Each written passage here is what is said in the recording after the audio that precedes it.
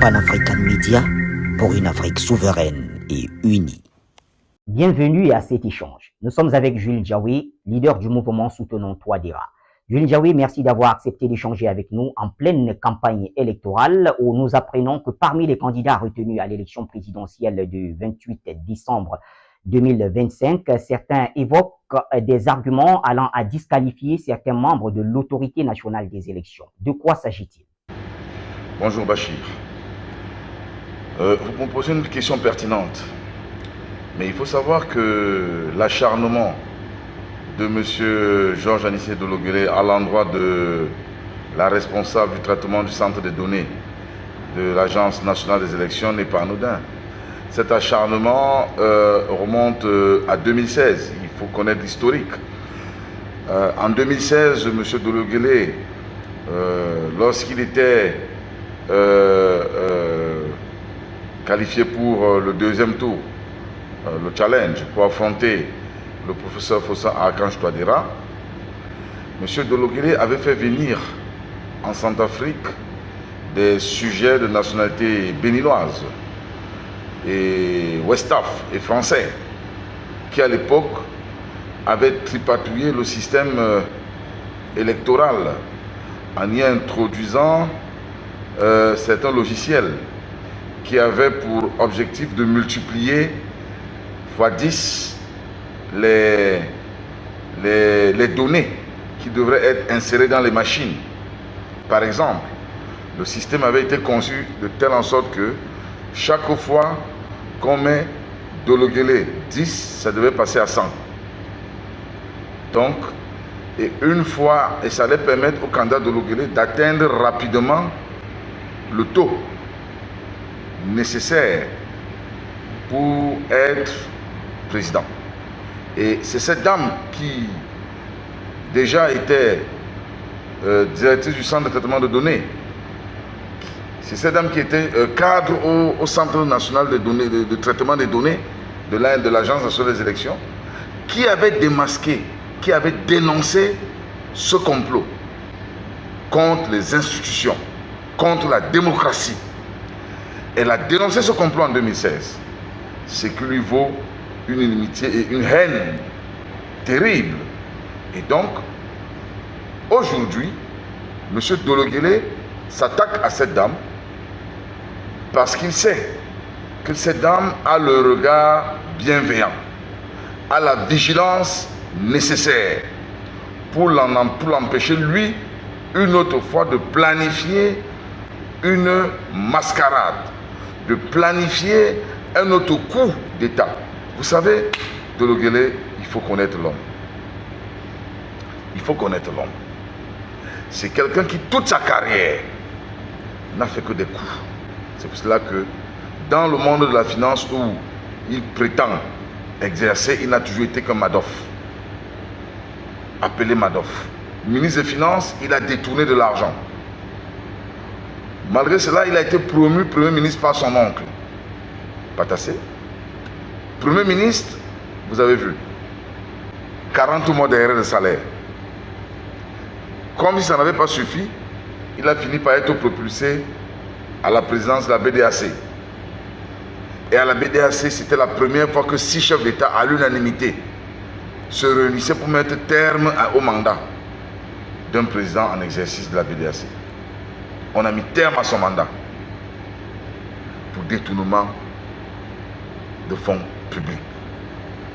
Voilà qui est Dologuélé. C'est un faussaire. Éternel faussaire devant l'éternel, devant le grand Dieu, le bon Dieu. Et il n'a fait que ça. Malhonnête comme il n'est pas permis. Et donc, vous avez vu, en 2020, c'est le seul candidat qui a signé une alliance avec les groupes armés. Une alliance avec les groupes armés. C'est pas quelqu'un de correct, Dologuélé. C'est quelqu'un de malsain. C'est quelqu'un de malsain, c'est un diable. C'est un diable. Et aujourd'hui, comme si ça ne suffisait pas, il tente encore un autre coup fumant, celui de déstabiliser le processus électoral en Centrafrique. en s'attaquant à ce haut cadre de l'Agence nationale des élections qui est responsable du département de traitement des données électorales. Donc, quand ce monsieur agit de cette manière, vous comprenez, c'est quelqu'un qui n'aime pas le peuple centrafricain. Il n'a jamais aimé le peuple centrafricain. Il a détourné son argent par le passé, vidé les caisses du ministère des Finances. Il a affamé le peuple pendant 40 mois, sans salaire. Ça signifie que les parents ne pouvaient même pas nourrir leurs enfants. C'est le début du commencement de la crise profonde qu'a vécue la RCA pendant plus d'une décennie. À l'origine de cette crise, un homme, Anissé Dolo-Guelleh. Mais est-ce que ceci peut décourager les Centrafricains à aller voter le 28 décembre? Ce dernier, aujourd'hui, veut nous ramener dans la même situation d'il y a 15-20 ans. C'est pas possible. Le peuple centrafricain dit non.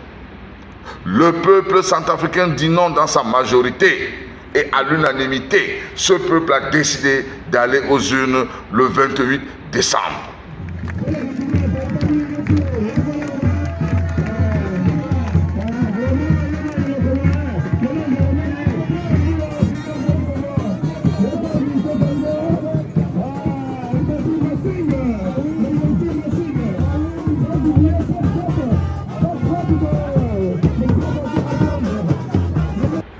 Contre vents et marées, ce peuple ira élire ses députés. Ce peuple ira choisir son président. Ce peuple ira choisir ses maires. Et donc, Bachir, la question est là.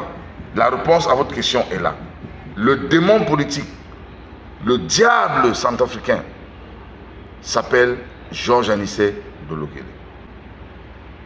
Il veut une fois de plus créer les conditions pour que le sang des Centrafricains se déverse.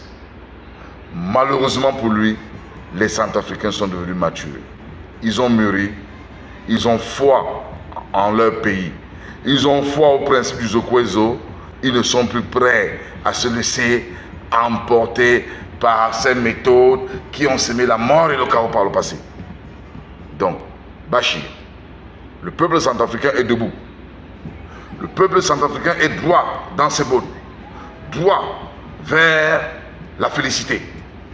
Le peuple centrafricain continue sa démarche vers le développement dans une atmosphère démocratique, apaisée, structurée et objective. Rien ne peut arrêter ce peuple le 28.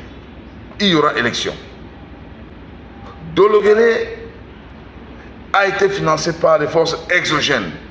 Les fonds partent de Paris, transitent par Port-Soudan, avant d'atterrir dans lesquels se sont partis à Bangui.